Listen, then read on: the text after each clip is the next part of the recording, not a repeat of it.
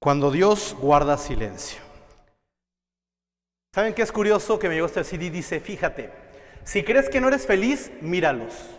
Unos soldados de Asia cargando un niño en una tempestad, en un tsunami, no lo sé. Siguiente.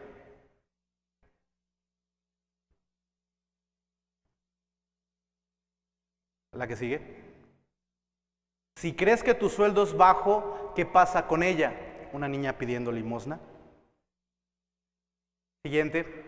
Si crees que no tienes muchos amigos, un soldado en el desierto con un perro. Cuando pienses en desistir, piensa en este hombre, un anciano, en medio de la nieve, sin una pierna, agarrado de una bicicleta, agarrado de un bastón, tomado como si fuera su pierna. Cuando pienses en desistir, piensa en un hombre así. Si crees que sufres en la vida, sufres tanto como un hombre en Tailandia, cargando en su bicicleta costales gigantes de plásticos para sacar la tortilla. Si te quejas de tu sistema de transporte, ahí está el macrobús y demás, pues bueno, ya quisieran ellos tener un macrobús. Vean los puentes con los que cruzan allá en Vietnam. Mujeres. Si la sociedad es injusta contigo, ¿qué pasa con ella? Una anciana aproximadamente de 90 años cargando leña para calentarse. Disfruta de la vida como es y como te llega. Las cosas son peores para otros y mucho mejores para nosotros. Existen muchas cosas en tu vida que sorprenderán a tus ojos, pero solo unas pocas que sorprenden a tu corazón. Dice, ¿estudiar te aburre? Ahí están unos niños americanos con sus computadoras. A ellos no. Unos niños en el África cuyos únicos cuadernos son el piso y la tierra. El cariño de tus padres te cansa, son empalagosos. Ellos no tienen ninguno. Unos niños en el África que mueren de hambre, que se les ven sus huesos cargándose entre ellos porque no tienen papás a causa de la guerra. ¿Odias las verduras? ¿Cuántos no dicen a mí no me gusta esa comida? Bueno, pues ellos mueren de hambre. La foto de unos niños del África en Somalia, donde millones de personas han muerto a causa del hambre. Aburrido a los mismos juegos, ahí están los hijos a veces quejándose de que quieren el nuevo juego de moda. Y bueno, ellos no tienen otra opción. Un niño en medio de cadáveres, en medio de cráneos, de huesos humanos, ahí. Alguien te regaló Adidas en vez de Nike y te quejas. Ellos no tienen otra marca. Otra vez, un hombre de color con solamente unas botellas de plástico puestas como su calzado. ¿Estás agradecido por una cama para dormir? A ellos les gustaría no despertar. Hay quienes muriendo de hambre no quieren despertar. ¿Aún te estás quejando? Observa a tu alrededor y siéntete agradecido por todo lo que tienes, que en esta vida es pasajera. Somos afortunados. Tenemos mucho más de lo que necesitamos para ser felices. Vamos a intentar no alimentar este ciclo sin fin de consumismo e inmoralidad en el que esta sociedad moderna y avanzada olvida e ignora los otros 2/3 de hermanos y de hermanas en el mundo. Envié esta presentación y fue votado como el mejor correo electrónico del año. ¿Sabes qué es bien curioso algo, hermano? Es común que nos comparemos en el área económica con el que tiene más, a veces por envidia. Es decir, tendemos a decir, yo no tengo el carro que él tiene, yo no tengo el negocio que él tiene, yo no tengo el puesto que él tiene, yo no tengo el salario que él tiene, pero tendemos a compararnos con el que en el área espiritual, con el que está peor. Es decir, bueno, no soy un santo, pero pues no soy como aquel, ¿verdad? No soy como aquel adúltero, yo soy como aquel fraudulento, yo no soy como aquel tranza, etcétera. Lo ideal sería que invirtiéramos los papeles, que comparáramos nuestra realidad actual con aquellos que tienen menos que nosotros, y son muchos, Y por otro lado, en el área espiritual, nos comparáramos con aquellos que son ejemplo de los creyentes. Vamos a orar. Padre, queremos darte gracias por tu palabra. Queremos darte gracias porque sabemos que en ella tú nos revelas la verdad. Sabemos que a través de ella tú nos hablas. Padre, te damos gracias porque tu palabra está siendo propagada. Y te pedimos, Dios, que este mensaje llegue a la gente que lo necesita. Una petición tengo, Señor, personal, y es solamente que no te estorbe, que seas tú el que hables a través de mí, para que tu Santo Espíritu sea quien nos toque nuestros corazones, nos hable y nos guíe a toda verdad. Ayúdanos, Padre, a comprender tu palabra. Ayúdanos a recibir esta semilla en un corazón sincero, sediento de ti, hambriento. Y ayúdanos, Señor, a que rinda fruto al 100 por 1. Y que si hay alguien que tiene esa necesidad también de recibir una palabra, podamos compartírsela también y deleitarnos juntos contigo. Gracias, Dios, en el nombre de Jesús. Amén. Cuando hablamos del sufrimiento, creo que en la Biblia hay muchos casos y vamos a ver algunos de ellos. Pero uno en particular es el caso de Job. No creo que haya una serie de predicaciones acerca del sufrimiento en el que no puedas tocar a Job. No la concibo, la verdad. Pero ¿quién era este personaje? Bueno, vamos a ver en la palabra de Dios, en Job, capítulo 1, versículo del 1 al 5. Job 1, del 1 al 5.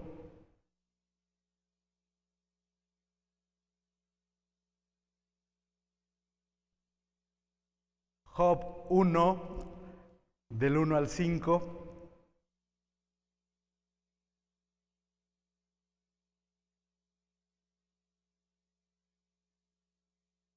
Ok, lo leo. Dice la palabra de Dios. En la región de Uz había un hombre llamado Job, que vivía una vida recta y sin tacha, y que era un fiel servidor de Dios, cuidadoso de no hacer mal a nadie, y tenía 7 hijos y 3 hijas. Y era dueño de 7,000 ovejas, 3,000 camellos, 500 yuntas de bueyes, 500 asnas. Tenía también un gran número de esclavos y de servidores. Era el hombre más rico de todo el oriente en su época. Los hijos de Job acostumbraban celebrar banquetes, cada uno de ellos por turno, y siempre invitaban a sus 3 hermanas. Y terminados los días del banquete, Job llamaba a sus hijos, levantándose de mañana, y ofrecía holocausto por cada uno de ellos, para purificarlos de su pecado. Esto lo hacía Job siempre, pensando que sus hijos podían haber pecado, maldiciendo a Dios en su interior. Estos versículos nos van a revelar algunas características de Job. Para empezar, dice que Job vivía en la tierra de Uz. Uz estaba cerca de Madián. ¿Recuerdan quién vivía en Madián?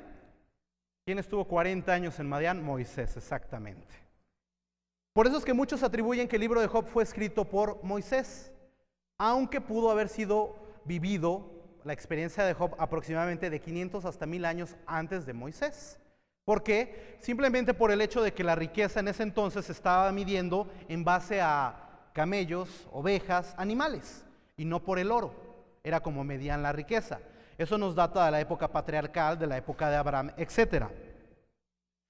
Ahora, otra cosa que nos enseñan estos versículos es que dice que Job era un hombre con un infinito respeto a Dios, a pesar de que en aquellos tiempos solo se tenía conocimiento por la llamada tradición oral, pues aún no había sido escrito ningún libro de la Biblia.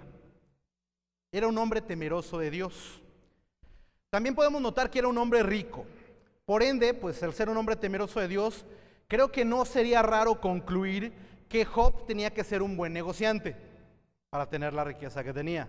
Probablemente inteligente y un sabio administrador. Yo te pregunto una cosa, ¿tú crees que manejar las posesiones que tenía Job o los empleados que tenía Job era fácil? ¿Cuántos de los que están aquí creen que el trabajo del patrón es el más fácil?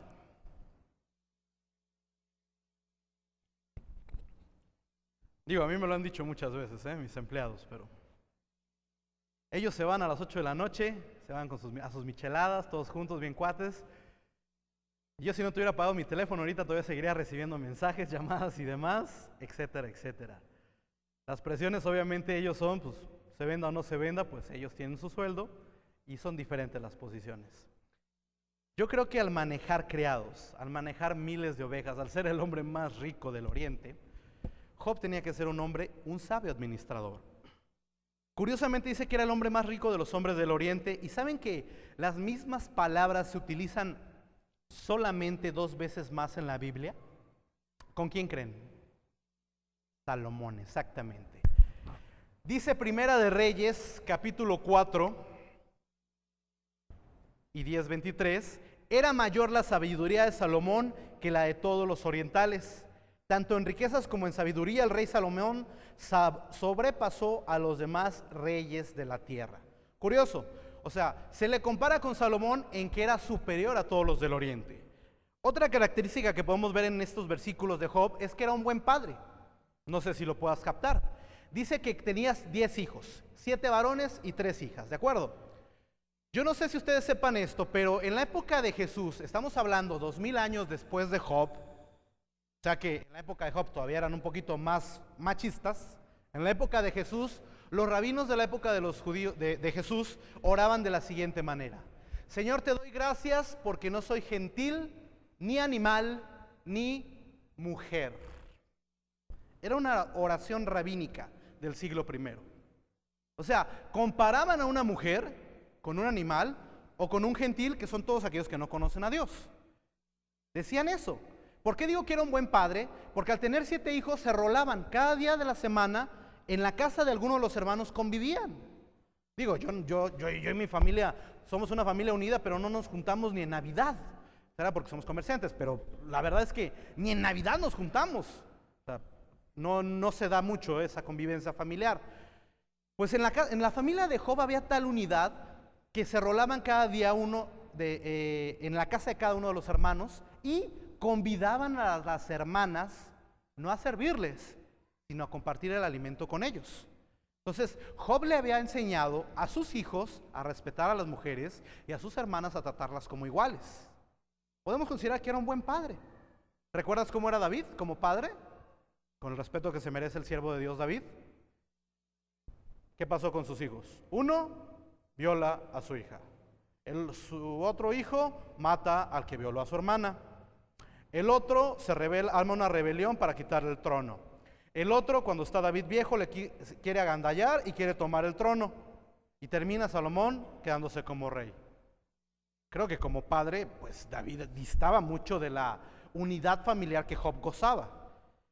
Otra cosa que podemos ver es que cumplía con sus deberes sacerdotales. Dice que hacía los holocaustos. Esto desde la época de Noé se hacía. Que el padre santificaba a sus hijos a través de un sacrificio. Ese sacrificio de un animal, normalmente un cordero, no era más que la representación del Cordero de Dios que quita el pecado del mundo, que es Jesucristo. ¿De acuerdo? Él cumplía también con ese deber. Era un hombre, podríamos decir, un buen negociante, era un buen padre de familia, era una persona sabia, inteligente y además un buen sacerdote con sus hijos. Pero en un lugar muy lejano de ahí pasaba algo de lo que Job nunca estuvo enterado. Nunca se enteró Job de lo que estaba pasando. Job capítulo 1, versículos 6 al 12. Dice la palabra de Dios: un día vinieron a presentarse delante de Jehová los hijos de Dios. La referencia de los hijos de Dios es una referencia acerca de los ángeles, entre los cuales vino también Satanás. Y dijo Jehová a Satanás: ¿de dónde vienes? Y respondió Satanás a Dios, diciendo: de rodear la tierra y de andar por ella. Y Jehová dijo a Satanás: ¿no has considerado a mi siervo Job, que no hay otro como él en la tierra? Varón perfecto, recto, temeroso de Dios y apartado del mal. Respondiendo Satanás a Jehová, dijo: ¿acaso teme Job en balde a Dios? ¿No le ha cercado alrededor de él y a su casa y a todo lo que tiene? Al trabajo de sus manos no has dado bendición, por tanto sus bienes han aumentado en la tierra. Pero extiende tu mano y toca lo que tienes, y verás si no blasfema contra ti delante de tu presencia. Dijo Jehová a Satanás: he aquí que todo lo que tiene está en tu mano, solamente no pongas tu mano sobre él. Y salió Satanás delante de Jehová. Esta es la primera vez que se menciona a Satanás en la Biblia. En Génesis se menciona que la serpiente tentó a Eva, pero el nombre de Satanás es nombrado por primera vez en la Biblia en el libro de Job. Satanás significa el adversario. Eso significa. Fíjense lo curioso, la expresión que hace Dios de Job nunca la hizo de ningún otro gran hombre de la Biblia. De David dijo que era un hombre conforme a su corazón. De Salomón, que no había otro hombre más sabio que él. ¿De acuerdo? De Juan dijo pues, que era su discípulo amado, por ejemplo. De Moisés, que era el hombre más manso sobre la tierra y que lo conocía cara a cara. Pero de ningún otro siervo de Dios, Dios jamás se expresó con esta expresión: varón perfecto, recto, temeroso de Dios y apartado del mal. La primera, aquellos que tenemos a Jesús como nuestro Salvador, Dios nos ve así: varón perfecto, santo. Por la sangre de Jesucristo nos ve limpios. Pero las otras tres, recto, temeroso de Dios y apartado del mal, es una decisión que tomamos día a día. Si lo hago o no lo hago. Pero Dios le está dando así. Otra cosa que interesante aquí es que Satanás menciona de un cerco que Dios había puesto alrededor de Job. ¿Se dieron cuenta? Ahora, ¿recuerdan aquel pasaje cuando menciona que el ángel de Jehová acampa alrededor de los que le temen y les guarda? Satanás reconocía algo, que al ser un hombre temeroso de Dios, Dios había cubierto a Job de tal forma que no lo podía tocar el diablo. Pero lo más interesante de este pasaje para mí es que Satanás no cree en el desinteresado amor de un hombre hacia Dios. Satanás no cree en el hombre. Repito, Satanás no cree en el amor desinteresado de un hombre hacia Dios. Por eso le dijo: ese embalde que te ame o que te sirva o que te tema, pues no le has dado todo y no lo podemos tocar. Claro que te ama. Así que no. Satanás no cree en el hombre. Curiosamente, muchos hombres no creen en Dios. Pero ¿sabes qué es lo más bello del pasaje? Que Dios sí cree en el hombre. Tú a lo mejor puedes decir: yo no creo en Dios. Pues lástima, tú te lo pierdes. Pero Dios sí cree en ti. Y por eso te tiene aquí, para que escuches su palabra, para enseñarte algo nuevo, para cambiar tu corazón. Dios cree en ti. Dios ve algo diferente en ti. Deuteronomio 29:29 dice, siguiente pasaje, Deuteronomio 29:29 dice: hay cosas que no sabemos y esas pertenecen al Señor nuestro Dios, pero hay cosas que nos han sido reveladas a nosotros y a nuestros hijos para que las cumplamos siempre, todos los mandamientos de esta ley. Curioso, otra vez, Job no estaba y nunca se enteró de lo que había pasado en el cielo. La plática entre Dios y Satanás, jamás Job se enteró de ella. Bueno, se habrá enterado en la presencia del Señor quizás, pero en el transcurso de los sucesos del libro de Job, él no estaba enterado de lo que estaba pasando en el cielo. Hay un mundo espiritual, hermanos, que lo creas o no está en movimiento. Y no todo podemos entender a menos de que Dios nos lo quiera revelar, y no siempre lo va a hacer. Su soberana voluntad, ¿lo recuerdas? Y a veces lo puede hacer mucho después de que pasan las cosas. Lo creas o no, esa es una realidad que no podemos evitar. ¿Sabes algo? Yo no sé cuántos de aquí puedan levantar sus manos y decir: yo no tengo ningún enemigo. Me llevo bien con todos y si es tu caso, te felicito y gracias a Dios. Pero en el mundo espiritual tienes a alguien que sí te odia y te detesta y te quiere hurtar, matar y destruir. Quiere destruir tu vida y lo que amas. Quiere hurtar todo lo que te trae felicidad y tu relación con Dios. Y quiere terminar matándote. Se llama Satanás. Y ese es el adversario. Es el adversario. ¿Cuál es el sufrimiento que tuvo que vivir Job? Job capítulo 1, versículo 13 al 21. Siguiente pasaje. Job 1, 13 al 21 dice: Un día, mientras los hijos y las hijas de Job estaban celebrando un banquete en casa del hermano mayor, un hombre llegó a casa de Job y le dio la siguiente noticia. Estábamos arando en el campo con los bueyes y las asnas estaban pastando cerca. De repente llegaron los sabeos y se robaron el ganado y mataron a cuchillo a los hombres, y solo yo pude escapar para venir a avisarte. Aún no había terminado de hablar a aquel hombre, cuando llegó otro y le dice: cayó un rayo y mató a los pastores y las ovejas, solo yo pude escapar para avisarte. Aún no había terminado este hombre, cuando llega el tercero y le dice: 3 grupos de los caldeos nos atacaron y se robaron los camellos y mataron a cuchillo a los hombres. Solo pude escapar yo a venir a avisarte. Aún no había terminado de hablar este hombre, cuando llegó uno más y le dijo: ¿hasta aquí había dicho algo Job? Los bienes materiales hasta este momento a Job no había pronunciado una sola palabra y había perdido todo en cuestión de segundos y no había dicho nada Job. Cuando llegó el otro dice: tus hijos y tus hijas estaban celebrando un banquete en la casa de tu hijo mayor, cuando de pronto un viento del desierto vino y sacudió la casa por los 4 costados, derrumbándola sobre tus hijos, y todos ellos murieron, y solo pude yo escapar para venir a avisarte. Entonces Job se levantó y lleno de dolor rasgó la ropa, se rapó la cabeza y se inclinó en actitud de adoración y dijo: desnudo vine a este mundo y desnudo saldré de él. El Señor me lo dio todo y el Señor me lo ha quitado. Sea el nombre del Señor bendito. Así pues, a pesar de todo, Job no pecó ni dijo nada malo en contra de Dios. Antes de la noticia de la muerte de sus hijos, Job había tomado con calma las malas noticias de los bienes materiales. Pero cuando ya pasa lo de la muerte de sus hijos, vemos el profundo dolor que llega a la vida de Job. Tal vez para nosotros el rasurarnos la cabeza, rasgar las vestiduras, es algo que no podemos tal vez entender. Pero para los orientales en esa época era la mayor muestra de dolor que podían tener. Está demostrando el gran sufrimiento que estaba teniendo Job en ese momento a causa de la muerte de sus hijos.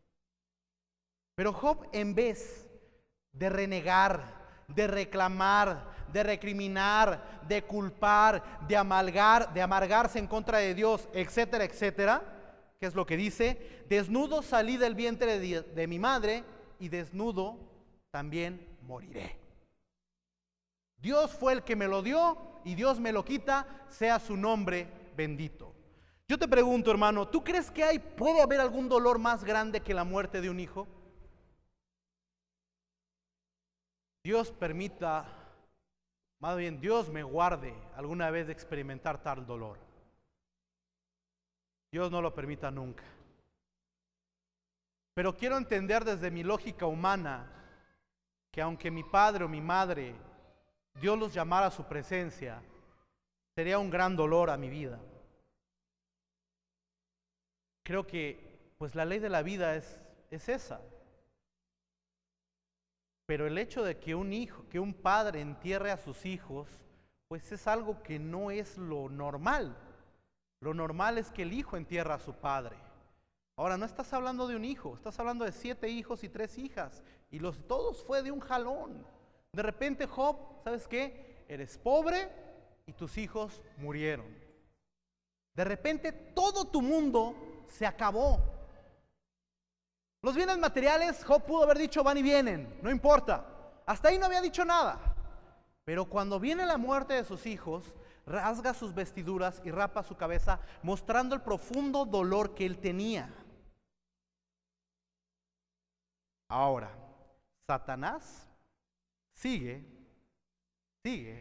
sin creer en el hombre. Vamos a ver el siguiente pasaje, Job 2, 1 al 6. Viene otra vez el diablo, pero ahora con la cola entre las patas. Job 2, 1 y 6 al 6. Dice: aconteció que otro día vinieron los hijos de Dios a presentarse delante de Jehová, y Satanás vino de entre ellos presentándose delante de Dios, y Jehová dijo a Satanás: ¿de dónde vienes? Respondió Satanás a Jehová: de rodear la tierra y de andar por ella. Y Jehová dijo a Satanás: ¿no has considerado otra vez? ¿No has considerado a mi siervo Job, que no hay otro como él en toda la tierra, varón perfecto, recto, temeroso de Dios y apartado del mal, que retiene su integridad aun cuando tú me incitaste contra él para que lo arruinara sin causa. Dios reconocía que no había una causa. Y respondió Satanás a Jehová y le dijo: piel por piel, toca todo lo que el hombre tiene, dará por su vida. Extiende tu mano y toca su hueso y su carne, y verás que va a blasfemar contra ti delante de tu presencia. Y Jehová dijo a Satanás: he aquí que él está en tu mano, mas guarda su vida. Dios demuestra que sí hay posibilidad de que le amemos desinteresadamente. Satanás menciona la ley del talión, ojo por ojo, diente por diente. Él dijo piel por piel. Que si tocaba la salud de Job, inmediatamente él maldeciría a Dios. Yo te pregunto, hermano, ¿te imaginas si Dios nos tratara así? Ojo por ojo y diente por diente. Que por cada mal que tú haces lo recibiéramos igual. Gracias a Dios por su bendita misericordia. Porque si nos tratara como merecemos, así nos iría. ¿Sabes que muchos escépticos utilizan el libro de Job diciendo Dios no existe? Si Dios existiera no permitiría el sufrimiento. Y otros peor dicen, bueno, Dios pues es como el gran jugador allá arriba, que está moviendo nada más los hilos de la creación y jugando con ellos. Y se divierte mientras nosotros hacemos nuestras tonterías acá. Es curioso, porque filosóficamente es una pregunta equivocada. Afirmar que algo no existe porque no lo entiendo está equivocado. Lo correcto es, si Dios, tú existes, explícame por qué pasa esto. Si tú haces una pregunta a Dios con el puro afán de verdad, ¿Dios conoce nuestros corazones? Si lo haces con el afán de ensalzar tu conocimiento o pretendes humillar a Dios con tu gran sabiduría, pues Dios no responde a caprichos. Pero si tú buscas a Dios de corazón, pidiéndole respuestas a tus causas o a lo mejor a sufrimientos que viviste en el pasado, Dios puede responderte. Y Dios puede responderte no por qué, sino para qué pasaron las cosas que pasaron.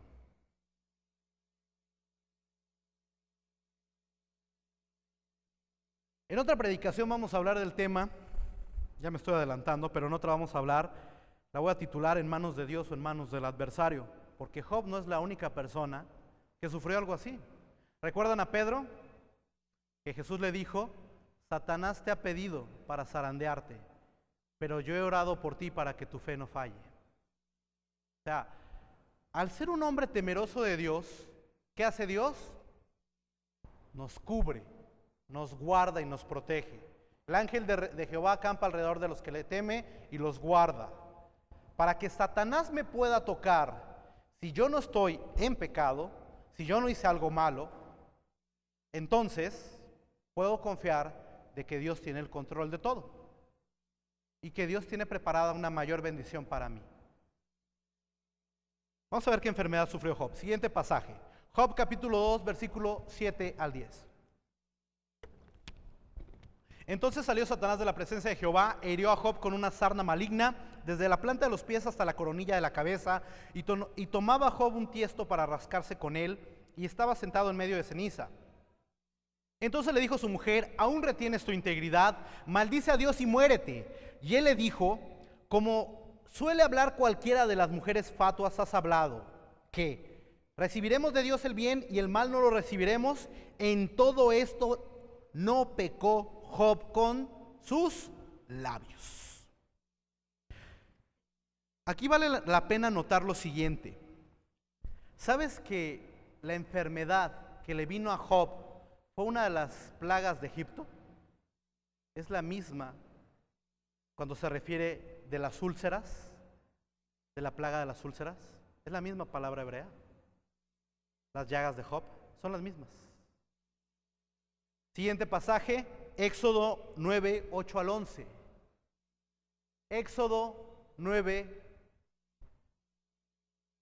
8 al 11. Dice: Entonces el Señor le dijo a Moisés y a Aarón: tomen puñados de ceniza de un horno y que arroje Moisés la ceniza hacia arriba en presencia de Faraón, y la ceniza se convertirá en polvo y se extenderá por todo el país, produciendo llagas en todos los hombres y animales de Egipto.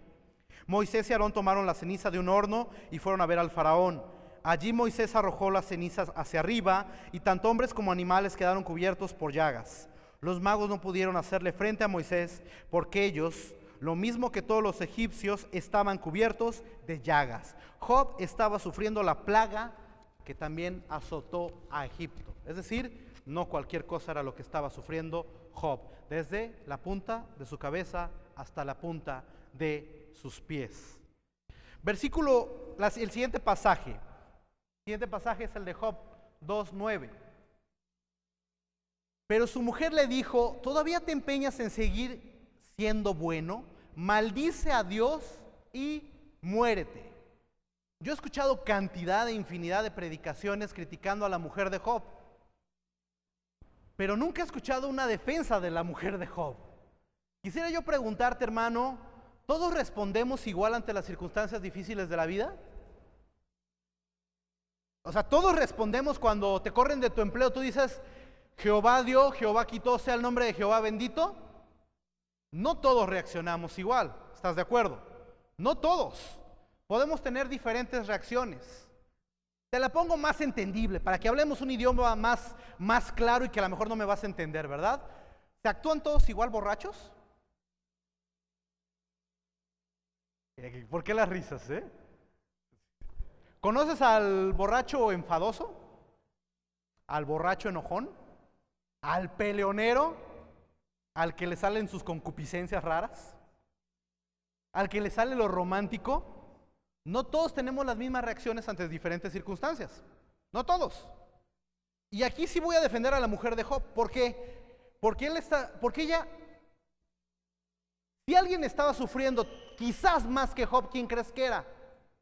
Yo creo que ella. Yo a veces le digo a mi hija: hija, te amo. Y ella me dice: yo te amo más. No, yo te amo más. No, yo más. No, yo más. ¿Sabes qué, hija? Lo siento, pero Dios no te dio esa capacidad. Yo te amo más. ¿No? No. Pero creo que hay dos personas que sí te pueden amar más que yo. Una es tu madre y otra es definitivamente Dios. ¿Por qué? Por el nexo que hay de la madre. Esa unión de haberlo cargado al bebé 9 meses. Yo sí creo que hay un lazo especial de la madre con el hijo. Y aquí nada más lo único que menciono es de que ella le está diciendo a Job, no porque le deseara su muerte, sino porque estaba a lo mejor ella sufriendo al grado de decir: prefiero verte muerto que así. Y probablemente alguno que haya vivido con un familiar querido o amado una enfermedad terminal, llámese cáncer, llámese SIDA, llámese una enfermedad que tú ves a una persona acabarse, creo que puede llegar al punto en el que dices: te prefiero ver muerto que verte así como te estás acabando. Y a lo mejor la mujer de Job esto estaba pasando, estaba sufriendo. Eran sus hijos también, ella los parió. 10 habían muerto y ella no entendía y no tenía el crecimiento, o por lo menos la Biblia no nos lo dice, que Job tenía espiritual, por lo menos esa fe que Job tenía. Siguiente pasaje, Job capítulo 2, versículo 11 al 13. Job 2, 11 al 13. Dice: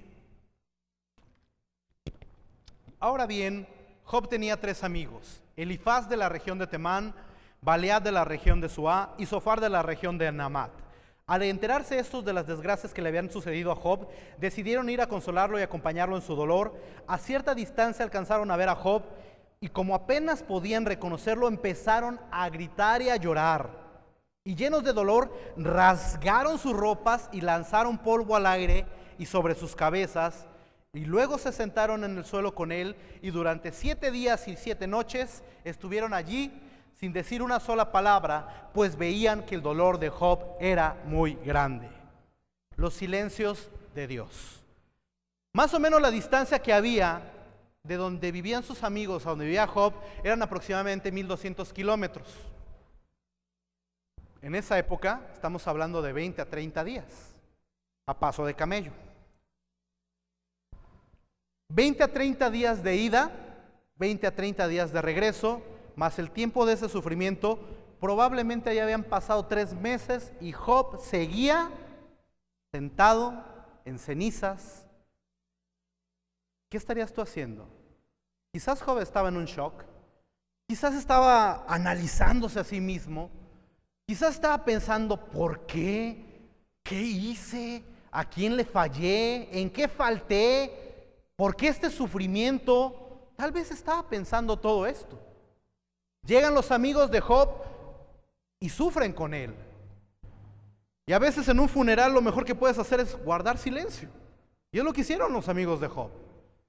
Al ver su dolor, no podían llegar a decirle, te comprendo. ¿Que se murieron 10 hijos tuyos? No, ¿verdad? Entonces no me comprendes.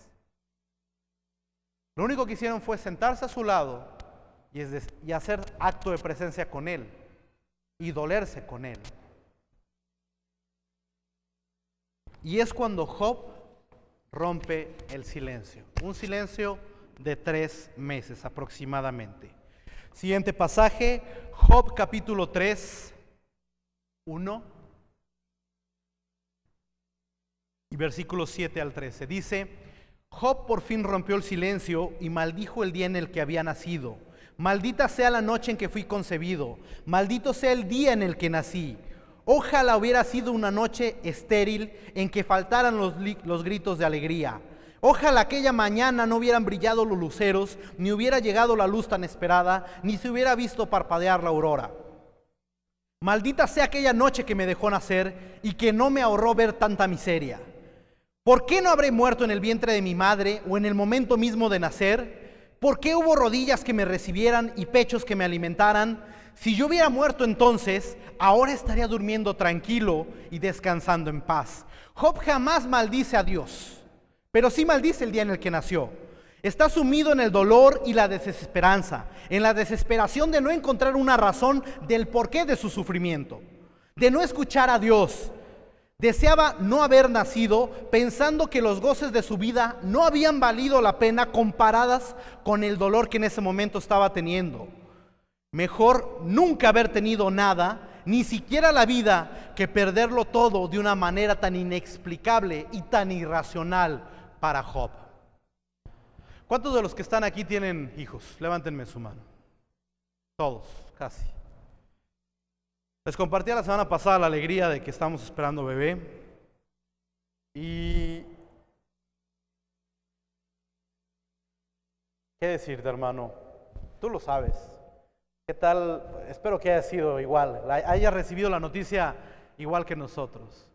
Cuando nos dicen, señora, felicidades, está embarazada. No, hombre, fue una emoción, una alegría, una satisfacción decir gracias, Dios, porque contestaste nuestra oración. Estábamos deseando un bebé y tú nos lo has dado. Si nos das gemelos y triates, bienvenido, Señor, también.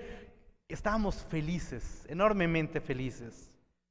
Job vivió 10 veces esto, cada vez una alegría, el nacimiento de un hijo, verlo crecer, verlo en sus enfermedades, ver los que se habían convertido en buenos hombres, ver los que habían aprendido de su padre el honrar a las mujeres, el tratar a sus hermanas como iguales, ver que había tenido un éxito familiar y de repente que le digan, han muerto tus hijos. Llega un dolor grande a la vida de Job y explota, como a lo mejor hubiéramos explotado tú y yo desde el primer día. Job tardó 3 meses. A lo mejor yo desde el primer día hubiera explotado. No lo sé tú. Pero Job no lo hizo. Y no maldijo el nombre de Dios. Maldijo el día que nació. Dijo, mejor no hubiera yo nacido. Job aún así mantuvo su integridad delante de Dios. Aún en medio de su dolor, aún en medio de su desesperación, aún en medio de su incomprensión acerca de lo que estaba pasando, él mantuvo su integridad delante de Dios. No maldijo el nombre de Dios. Pero en ese momento que Job empieza a abrir su boca, inmediatamente uno de sus amigos le reprende, utilizando la lógica humana, que se utilizó 2000 años después con Jesús y que se sigue usando 2000 años después en nuestros días. Siguiente pasaje, Job capítulo 4, 6.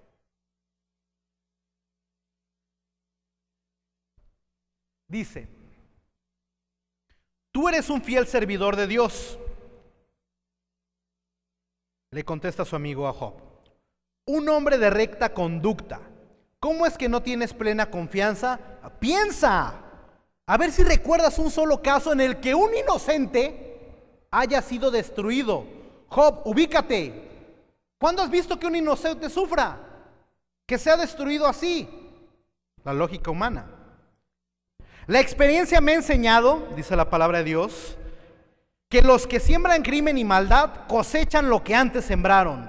Dios en su furor sopló sobre ellos y los destruye por completo. ¿Puede el hombre ser justo ante Dios? ¿Puede ser puro ante su Creador? En tu lugar, yo me volvería hacia Dios y pondría mi causa en sus manos. Su amigo Eliafaz, utilizando una respuesta humanista pero errada, en pocas palabras le dice: Job, analízate. ¿Cuándo has visto que el justo sufra? ¿Hay algún pecado? ¿De alguna manera tuviste que haber ofendido a Dios? Arrepiéntete, ve con Dios y pídele perdón. Es lo que estaba utilizando, era una lógica humana. Ahora, esa lógica humana se utilizó 2000 años después también en la época de Jesús. Siguiente pasaje. En Juan capítulo 9, 1 y 2 dice: al salir Jesús vio a su paso a un hombre que había nacido ciego. Y sus discípulos le preguntaron: maestro, ¿por qué nació ciego este hombre? ¿Por qué? ¿Por el pecado de sus padres o por su propio pecado? Es decir, tienes una calamidad y la culpa es del pecado. El pecado. Su amigo Eliafaz 2000 años antes, le dijo a Job: arrepiéntete, prácticamente era lo que le estaba diciendo. Y a Jesús sus discípulos le dicen, al ver a un hombre que era ciego: ¿por qué pecado está ciego él? ¿El de sus padres o el de él? ¿Te fijas? Ahora, esa lógica no la seguimos usando 2000 años después. El que obra mal, mal le va. Es una lógica humanista. Que no estoy diciendo que está 100% errada, porque también la Biblia dice que todo lo que el hombre siembra, eso también recoge. Pero estamos descartando toda posibilidad de la soberanía maestra de Dios. El plan que Dios tiene. Yo puedo a lo mejor orar por una persona enferma, y yo oro por un enfermo con toda la fe de que Dios lo va a sanar.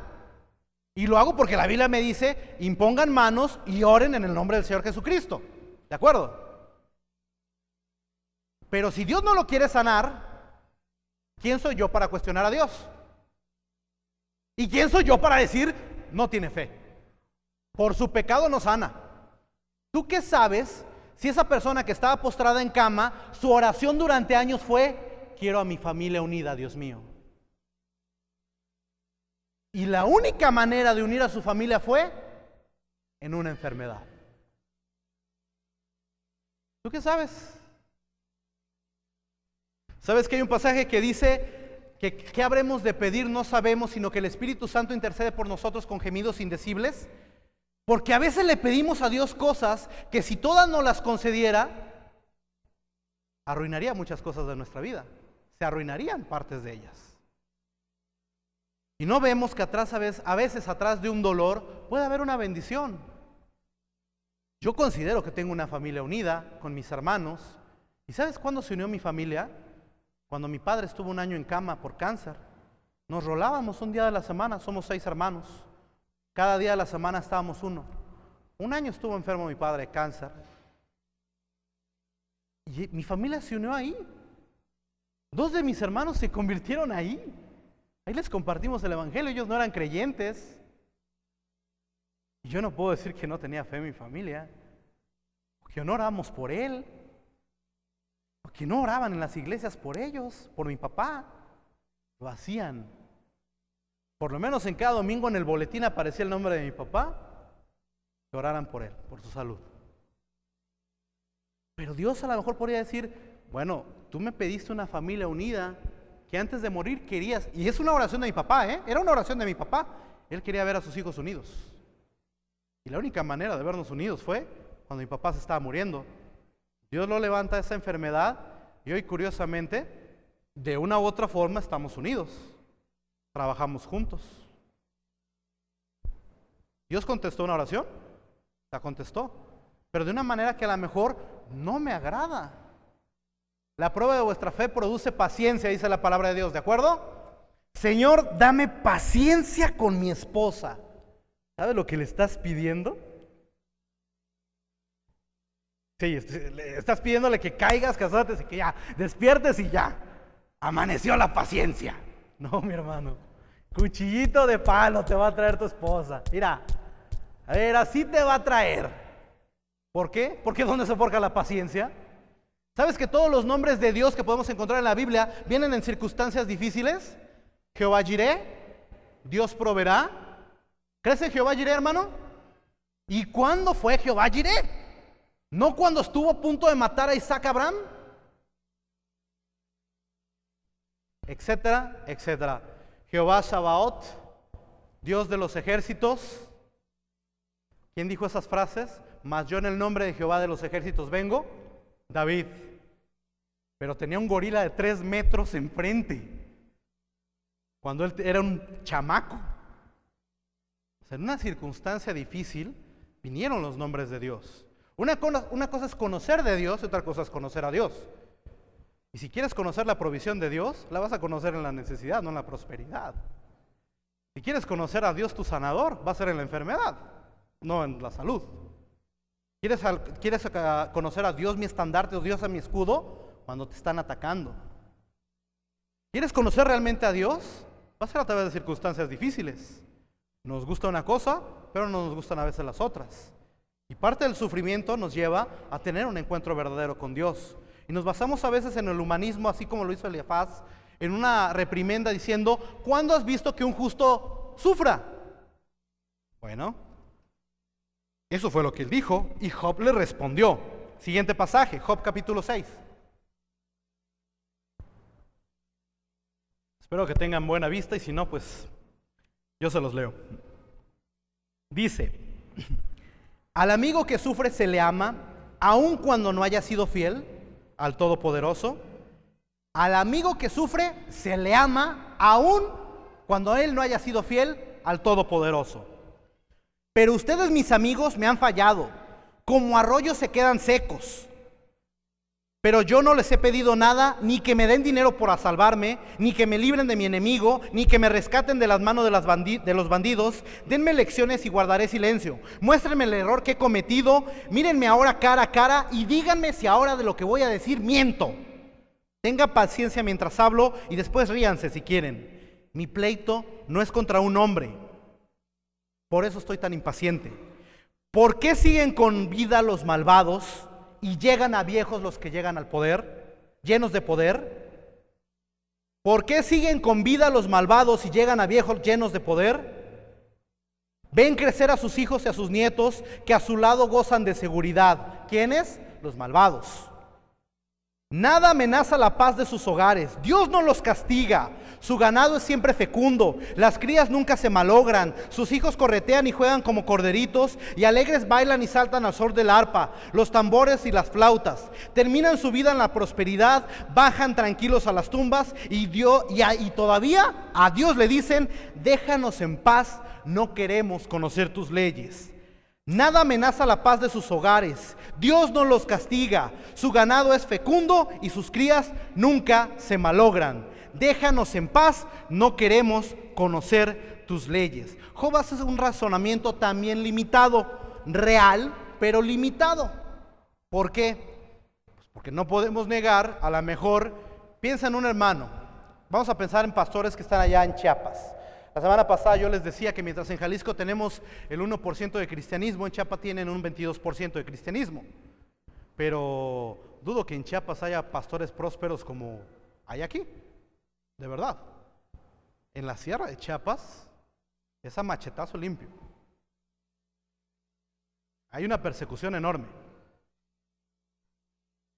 Todos conocemos Guadalajara, pues, Comunidad Cristiana Sion, bendecida, gloria a Dios, casa de oración. Vino Nuevo, Ciudad Juárez. Amistad Cristiana, Puebla.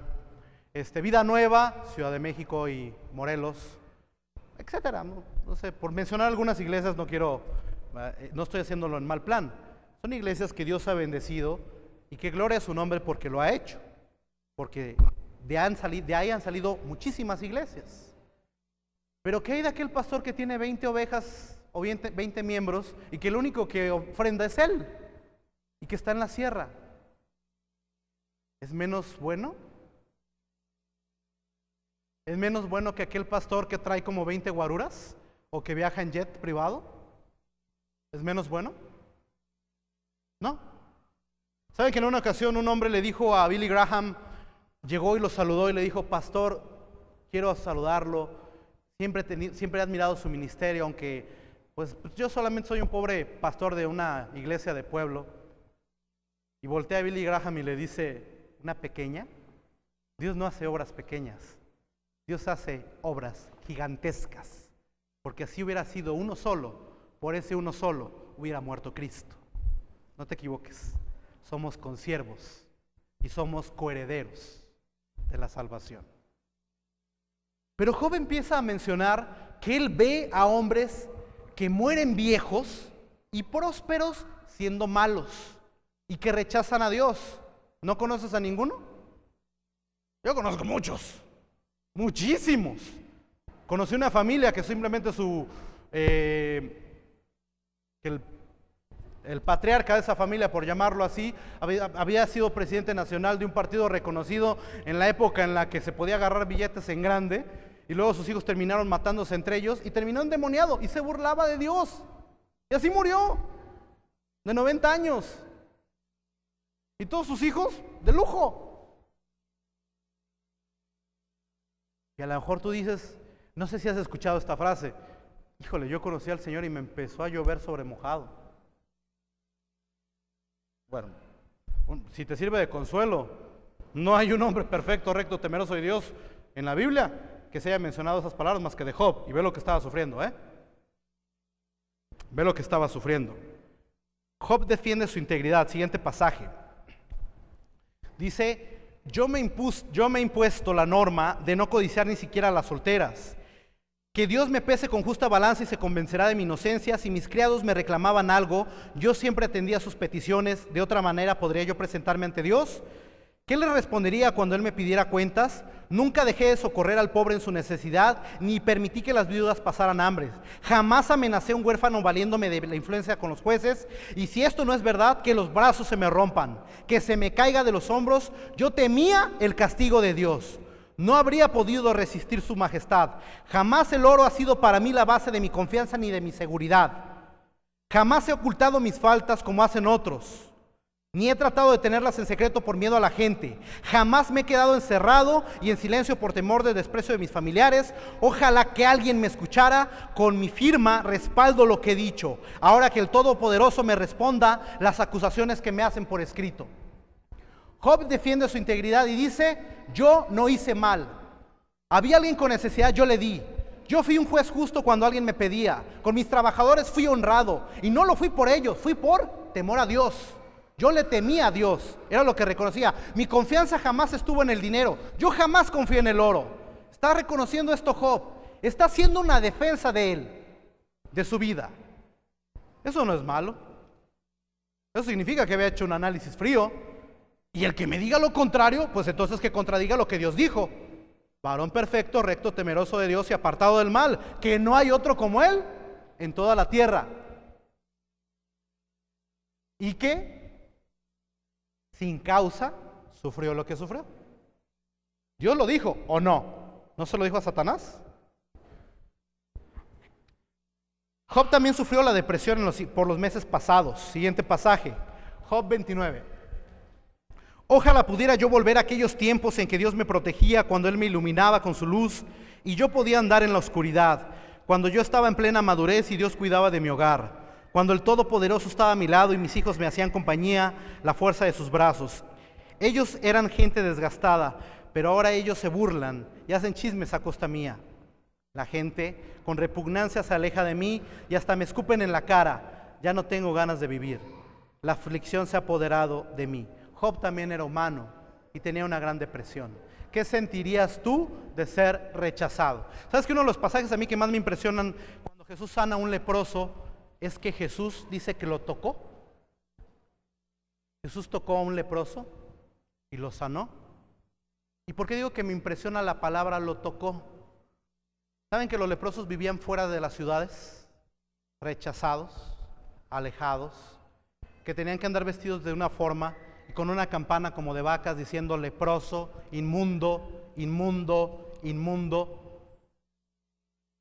Tenía al Dios Todopoderoso del universo enfrente de él. Eso debió ser impresionante.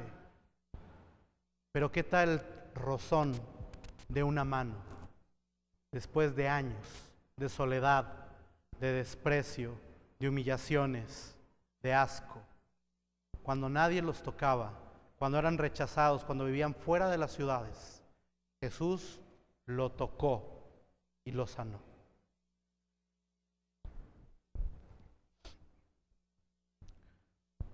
Job también sufrió y tenía una depresión. Podía recordar a sus hijos, podía recordar los momentos de felicidad y aquellos amigos que ya no estaban con él. Y tenía una depresión. Y Job llega al punto en el que pide respuestas y pide una audiencia con Dios. Siguiente pasaje.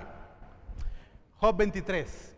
Dice: una vez más mis quejas son amargas porque Dios ha descargado su mano sobre mí. Ojalá supiera yo dónde encontrarlo y cómo llegar a donde vive. Presentaría ante él mi caso, pues me sobran argumentos.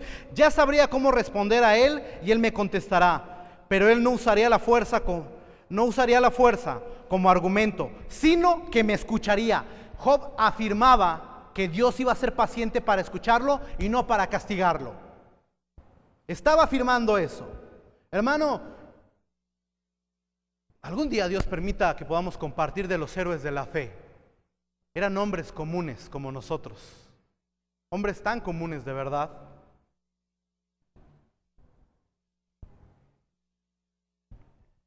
Dice, él me escucharía. Elías, después de una gran victoria, dice: mátame porque no soy mejor que mis padres. ¿Y Dios lo mató? No, no lo mató. Dios entiende. Y si tú crees de verdad que Dios es insensible ante tu dolor, estás equivocado. Hay un pasaje que cuando Jesús va a resucitar a Lázaro, dice que viendo a la gente sufrir, llorando, y a las hermanas de Lázaro también llorando, Jesús se conmovió en espíritu y dice, y Jesús lloró. ¿Lloraba por Lázaro Jesús? No. Él sabía que lo iba a resucitar en unos minutos. Dice, al ver a la multitud llorando y a sus hermanas llorando, se conmovió. ¿Sabes qué, hermano? Si tú creíste que en ese momento que tú estabas sufriendo, estabas solo, te equivocas. Dios estaba ahí a tu lado. Dios estaba ahí a tu lado. Dios estaba también sufriendo contigo. Y si tú crees que Dios es tan solemne o aburrido que no se puede alegrar contigo, pues tampoco. Dios se alegra contigo. Es más, ¿quieres contarle un chiste a Dios? Yo te digo cómo. Cuéntale tus planes. Créeme, es un chiste para Dios. Tú cuéntale tus planes. En tal año voy a hacer esto, en tal año voy a hacer aquello, en tal mes voy a hacer esto, y se va a reír Dios. Es un buen chiste para Dios, porque créeme, mis pensamientos no son sus pensamientos, ni mis caminos sus caminos, dice la palabra de Dios. Por fin, el gran Señor entra a escena. Siguiente pasaje, Job 38. Job 38. Entonces el Señor le habló a Job en medio de la tempestad, un torbellino, imagínatelo nada más. Se para enfrente de Job y le dice: ¿quién eres tú para dudar de mi providencia y mostrar tus palabras con tu ignorancia? Muéstrame tu valentía y respóndeme las siguientes preguntas. ¿Dónde estabas cuando yo afirmé la tierra? Dímelo si sabes tanto. Cuando el mar brotó del seno de la tierra, ¿quién puso las compuertas para contenerlo? ¿Sabes cuándo dan a luz las cabras monteses? ¿Has visto parir las hembras del venado? ¿Quién dio libertad al asno salvaje? ¿Quién lo dejó andar suelto? ¿Crees que el toro salvaje te va a servir y pasar la noche en tu establo? Ahí tienes al avestruz, aletea alegremente como si tuviera alas de cigüeña. ¿Acaso fuiste tú quien dio fuerza al caballo, quien adornó su cuello con la crin? ¿Acaso eres tan sabio que enseñas a volar al halcón y a tender su vuelo hacia el sur? ¿Eres tú quien ha ordenado al águila que ponga su nido en las alturas? Tú que querías entablarme juicio a mí, al Todopoderoso, ¿insistes todavía en responderme? Job le dijo: ¿qué puedo responder yo, que soy tan poca cosa? Prefiero guardar silencio, yo he hablado una vez y no tengo más que añadir. Dios le responde de nuevo. Volvió el Señor a hablarle a Job en medio de la tempestad, diciéndole: muéstrame ahora tu valentía y respóndeme estas preguntas. ¿Pretendes declararme injusto y culpable a fin de que tú aparezcas inocente? ¿Acaso eres más fuerte que yo? ¿Es tu voz de trueno como la mía? Si es así, revístete entonces de grandeza y majestad, cúbrete de gloria y de resplandor. ¿Le respondió una sola de sus preguntas Dios a Job? No. ¿Por qué? Dios es soberano. Es el creador del universo. Y Él no tiene por qué responderle a nadie ninguna respuesta. No está obligado. Ojo, Job tenía temor de Dios. Y te digo algo, mi querido hermano, tú, yo y cualquier ateo tiene más conocimiento de Dios que lo que tenía Job en ese entonces. Porque él solamente había escuchado la tradición oral, que existía Jehová. Pero él no tenía ni un solo libro de la Biblia. No había sido escrito nada. No había nada de la palabra de Dios. Dios no le responde ninguna de sus preguntas a Job. Y al final todavía lo reta a mostrar su grandeza. ¿Te crees a mi nivel para hablarme así? Bueno, pues entonces vístete de grandeza y majestad, y cúbrete de gloria y de esplendor. Antes bien, le hace preguntas a Job. ¿Qué tipo de preguntas le hizo? Yo resumí unas cuantas porque son varios capítulos, son 2 capítulos ahí de puras preguntas. Solamente preguntas de cosas que él ve. A ver, para que una persona pueda hacer un trasplante de, por ejemplo, en el caso del que operó a mi papá, se llama el doctor Rigoberto Álvarez. Él tuvo que estudiar 3 años de kinder, 6 de primaria, 3 de secundaria, llevamos 12, 3 de prepa, 15, 5 de la Facultad de Medicina, 18, 3 de gastroentería. Estamos hablando de que estudió como 25 años, incluyendo el extranjero, para poder hacer trasplantes de órganos. 25 años para un pedazo de intestino. Dios le estaba diciendo a Job: Job, si lo que ves no entiendes, ¿cómo quieres que te explique lo que no ves? ¿Cómo quieres que te explique cómo vas a entenderme cómo gobierno yo el universo o cómo lo mantengo? ¿Recuerdan la ilustración de San Agustín cuando dice que estaba en el mar meditando acerca de la Trinidad? Y estaba pensando y pensando, no entendía la Trinidad, y veía a un niño que hizo un hoyo en la arena y va y agarra una cubeta con agua, la llena, el hoyito, va y echa otra vez la cubeta y el hoyito, y después de horas de seguir viéndolo, Agustín va y le pregunta: ¿qué haces? Voy a meter el mar en este hoyo. Eso es imposible. El mar es inmenso y ese hoyo es limitado. ¿Y qué es lo que quieres hacer tú con Dios? Querer entender todo de Dios era imposible. No lo podía entender. Por eso es que Dios no le responde nada. Primera, porque es soberano y puede hacer con su creación lo que quiera. Y segunda, porque Job no lo entendería, aunque se lo respondiera. Job se arrepiente y descubre cuál es el propósito de Dios. Siguiente pasaje. Job 42, 1 al 6 dice: yo sé que todo lo puedes y que no hay nada que no puedas realizar. ¿Quién soy yo para dudar de tu providencia, mostrando así mi ignorancia? Yo estaba hablando de cosas que no entiendo, cosas tan maravillosas que no puedo comprender. Tú me dijiste: escucha que quiero hablarte, respóndeme estas preguntas. Hasta ahora solo de oídas te había conocido, pero ahora te veo con mis propios ojos.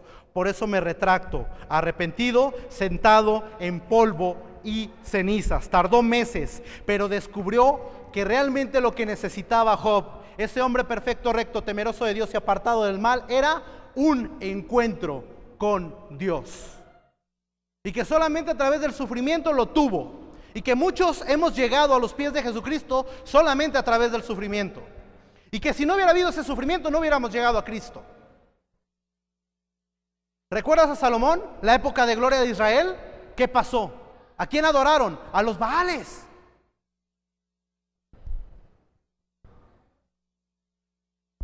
Job necesitaba tener ese encuentro con Dios.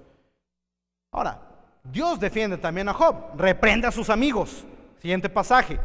Después el Señor dijo estas cosas a Job. Y dijo a Elifaz: estoy muy enojado contigo y con tus 2 amigos, porque no dijeron la verdad acerca de mí como lo hizo mi siervo Job. Tomen 7 toros, 7 carneros, y vayan a ver a mi siervo Job, y ofrézcanlos como holocaustos por ustedes. Mi siervo Job orará por ustedes, yo aceptaré su oración, y no les haré ningún daño, aunque se lo merecen, porque no han dicho la verdad acerca de mí como mi siervo Job. Así lo hicieron sus amigos, fueron lo que les hicieron, lo que el Señor les ordenó, y el Señor aceptó la oración de Job. ¿Qué les estaba diciendo? Tu lógica está equivocada. Job no estaba sufriendo a causa de su pecado. Ten cuidado, hermano, mucho cuidado, cuando juzgamos a un hermano por causa y decir que es por un pecado. Decir que es por un pecado. El hermano padece necesidad, así anda su vida. Cuidado, cuidado. Más cuando es un siervo de Dios. Más cuando es un siervo de Dios. Ten cuidado. ¿Te acuerdas de Moisés y de María? Pues aquí pasó algo similar. Tuvieron que ir con ellos, con Job, a pedirle perdón, que hiciera el holocausto y que orara por ellos para que no les viniera ningún mal. No podían ellos entender. No puedes limitar a Dios nada más a decir: si te portas bien te va a ir bien, si te portas mal te va a ir mal. No es cierto. Dios tiene propósitos que tú y yo no podemos comprender. Y a través del sufrimiento Job tuvo un encuentro con Dios. Y Dios quiere tener un encuentro con cada uno de nosotros. Y solamente lo puede tener a través de la sangre de Cristo Jesús. Solamente a través de su sangre. Y a veces es ese enamorado herido que cuando nos los ha dado todo, el primero que nos olvidamos es de Él. Y permite a veces cierto sufrimiento para que volteemos con Él, con un corazón arrepentido, y le digamos: Padre, me arrepiento en polvo y ceniza. Y tener un encuentro con el Dios Todopoderoso del universo. Siguiente pasaje, la restitución de Job. Dios no se queda con nada. Después de que oró Job por sus amigos, Dios le devolvió la propiedad anterior y aún le añadió 2 veces más de lo que tenía. Entonces fueron a visitarlos todos sus hermanos, hermanas, amigos y antiguos conocidos. Enseñanza, creo que está obvia, ¿no? ¿Dónde estaban cuando no tenía nada Job? ¿Dónde estaban? No estaban. Es una muy buena enseñanza, ¿no? Sobra la gente cuando tienes. Cuando no tienes, faltan. Pero aunque mi padre y mi madre me dejaren, con todo, Jehová me recogerá. ¿A quién tengo a ti sino en el cielo sino a ti? Y fuera de ti nada deseo sobre la tierra. Lo único que necesitamos es a Dios. Le ofrecieron las condolencias, lo consolaron por todas las calamidades que le habían venido, y cada uno de ellos le dio una cantidad de dinero, un anillo de oro que representa autoridad. Dios bendijo a Job en sus últimos años más abundantemente que en los anteriores. Llegó a tener 14,000 ovejas, 6,000 camellos, 1,000 yuntas de bueyes y asnas, 1,000 asnas. También tuvo 14 hijos y 3 hijas. Y la mayor la llamó Gemina, la segunda Cesia y la tercera Keren-Hapuk. No había en todo el mundo mujeres más hermosas que las hijas de Job, y su padre las hizo herederas de sus bienes junto con sus hermanos. Después de esto Job vivió 140 años y murió a una edad muy avanzada, llegando a ver a sus hijos, nietos, bisnietos y tataranietos. Yo soy Jehová fuerte y celoso, que visito la maldad de los padres sobre los hijos hasta la 3ª y 4ª generación de los que me aborrecen. Pues con Job hay una enseñanza, aunque no lo dice directamente, que también visita a los que temen a Dios hasta la 3ª y 4ª generación de los que le honran. Juan 9, 1 al 3 dice que al salir Jesús vio a su paso un hombre nacido ciego y le dijeron: ¿Por qué nació ciego este hombre? ¿Por el pecado de sus padres o por su propio pecado? Jesús le contestó, ni por su pecado ni por el de sus padres. Fue para que en él se demuestre lo que Dios puede hacer. Job 19, 23 y 24 dice: ojalá alguien escribiera mis palabras y las dejara grabadas en un metal. Ojalá alguien con un cincel de hierro la grabara en plomo y en piedra para siempre. Se le concedió a Job. Está en la palabra de Dios que permanece para siempre, y ha sido de bendición a miles y a millones de personas. ¿Por qué el 16 de septiembre podemos gritar: viva Hidalgo, viva Morelos, viva Josefa Ortiz de Domínguez, viva aquellos que nos dieron libertad? ¿Por qué si lo podemos gritar y los vemos como unos héroes y decimos: por la muerte de unos tenemos libertad muchos, por el sufrimiento de uno podemos ser consolados millones de personas? Y podemos entender que a través del sufrimiento lo único que necesitamos es tener un encuentro real con Dios. Es todo lo que necesitamos, un encuentro con Dios. Se le cumplió a Job su deseo. En el libro, en la palabra de Dios, está el libro de Job. ¿Por qué? Porque ha sido de bendición a millones de personas. Cierren sus ojos, por favor. Si tú estás pasando una necesidad, un sufrimiento, y no lo has entendido, date cuenta de algo. El Dios Todopoderoso del universo se despojó de su gloria y el Verbo se hizo carne. Jesús se hizo carne y habitó entre nosotros. Porque de tal manera amó Dios al mundo, de tal manera te amó, que dio a su único Hijo, para que todo aquel que en él cree no se pierda, mas tenga vida eterna. El que en él cree no es condenado, pero el que no cree ya ha sido condenado, porque no creyó en el unigénito nombre del Hijo de Dios. Jesús dijo: yo soy el único camino, la única verdad y la vida, y nadie viene al Padre si no es por mí. Para tener un encuentro con Dios tengo que reconocer que soy un pecador y que solamente a través de Jesucristo puedo tener ese encuentro. Si tú quieres aceptar a Jesús en tu corazón y tener esa relación con Dios como Job la tuvo, y conocer a Dios personalmente, cara a cara, que tengas tú ese encuentro con Él, dile estas palabras en oración, en el lugar donde estás. Dile así: Señor Jesús, yo reconozco que soy un pecador y que mi pecado me condena. Y en esta noche yo te recibo como mi único y suficiente Salvador. Te invito a entrar a mi corazón y a reinar en mi vida. Gracias por cualquier circunstancia que he pasado en mi vida, porque si eso me ha llevado a tener un encuentro contigo, lo recibo con agradecimiento. Bendito seas en el nombre de Jesús. Amén. Y a ti, hermano, que ya eres creyente, a ti, a los de casa, creo que es momento de que le cantemos gracias al Señor, de que dejemos de quejarnos, de que dejemos de culparlo, de que dejemos de ver cosas malas. Dale gracias porque eres tan importante para Dios que te ha permitido conocerlo cara a cara a través de esta circunstancia. A lo mejor que renegaste mucho tiempo de tu vida, pero yo te voy a decir una cosa. Yo mucho tiempo renegué de que dije: mi padre nunca me ha dicho te amo. ¿Sabes algo? Lo único que ocupaba era tener un encuentro con Dios. Mi Padre Celestial me dijo: yo sí te amo, y di mi vida, di a mi Hijo que dio su vida por ti. Y hoy en la tierra tengo a mi Padre terrenal, que también tuvo un encuentro con Dios, y que hoy no hay día en el que no me diga te amo. ¿Dios concedió el deseo de mi corazón? Sí, pero primero tenía que tener yo que tener un encuentro con Dios. Así es que, ¿qué te parece si nos ponemos de pie y le cantamos a Dios gracias? Gracias al Señor. Me has tomado en tus brazos y me has dado salvación. De tu amor has derramado en mi corazón. No sabré agradecerte lo que has hecho por mí. Solo puedo darte ahora mi corazón.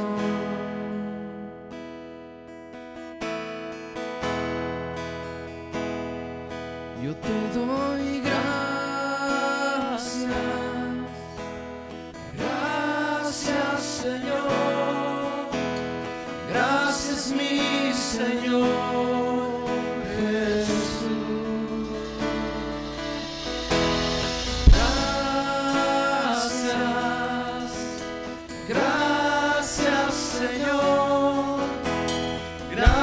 mi Señor Jesús.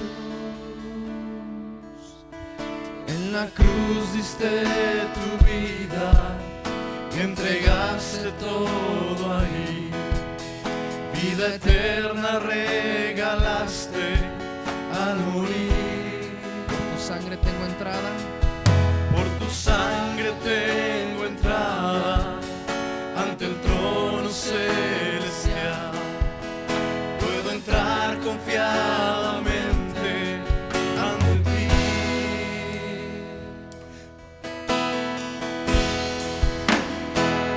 Para darte las gracias. Gracias, Señor. Gracias, mi Señor Jesús. Gracias, Señor. Gracias, mi Señor Jesús. Yo te doy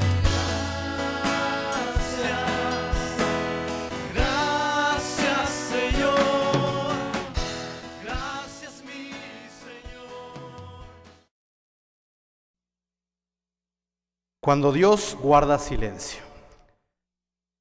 ¿Saben qué es curioso? Que me llegó este CD, dice, fíjate, si crees que no eres feliz, míralos. Unos soldados de Asia cargando un niño en una tempestad, en un tsunami, no lo sé. Siguiente.